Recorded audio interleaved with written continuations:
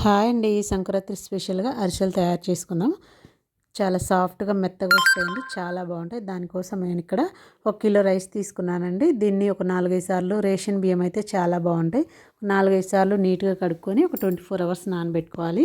మధ్యలో అప్పుడప్పుడు కడుక్కుంటూ ఉండాలండి. ఇలా కడిగిన తర్వాత వడబోసే ముందు మళ్ళీ ఒక 2 సార్లు కడుక్కొని ఒక 10 నిమిషాల పాటు వడగట్టుకొని పక్కన పెట్టేసుకోవాలి. ఇప్పుడు దీన్ని బాగా మెత్తగా పట్టించుకొని పక్కన పెట్టేసుకోండి. ఇప్పుడు స్టవ్ మీద 1 కిలో రైస్‌కి 800 గ్రాముల బెల్లం వేసుకొని కరిగించుకొని దాన్ని వడగట్టుకోవాలి. ఇప్పుడు మంట మీడియంగా పెట్టుకొని పాకం పట్టుకోవాలండి. మనం పాకం అనేది ఇలా చేతిలో పెట్టుకుంటే ఉండలాగా రావాలి. అలా వచ్చేంత వరకు పట్టుకొని ఇందులో కొంచెం కొబ్బరి తురుంబట్టి వేసుకొని అందులోనే ఒక టేబుల్ స్పూన్ ఇలాచి పౌడర్ వేసుకొని ఇప్పుడు స్టవ్ మీద నుంచి దించుకున్న తర్వాత కొంచెం కొంచెంగా పిండి వేసుకుంటూ కలుపుకోవాలి.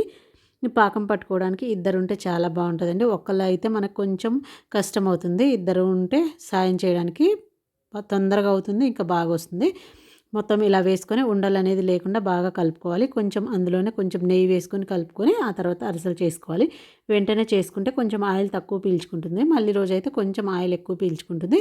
ఒక కవర్ మీద అరిసెలు మీడియంగా ఒత్తుకోవాలండి. మరీ లావుగా కాకుండా సన్నగా కాకుండా ఒత్తుకొని ఇప్పుడు స్టవ్ మీద ప్యాన్ పెట్టుకొని తగినంత ఆయిల్ వేసుకొని ఆయిల్ బాగా వేడెక్కనివ్వాలి. ఆ తర్వాత మంట మీడియంగా పెట్టుకొని కొంచెం ఆయిల్ కాగిందో లేదో చూసుకోండి. ఆ తర్వాత అరిసె వేసుకుంటే మనకి బాగా పొంగుతుందండి.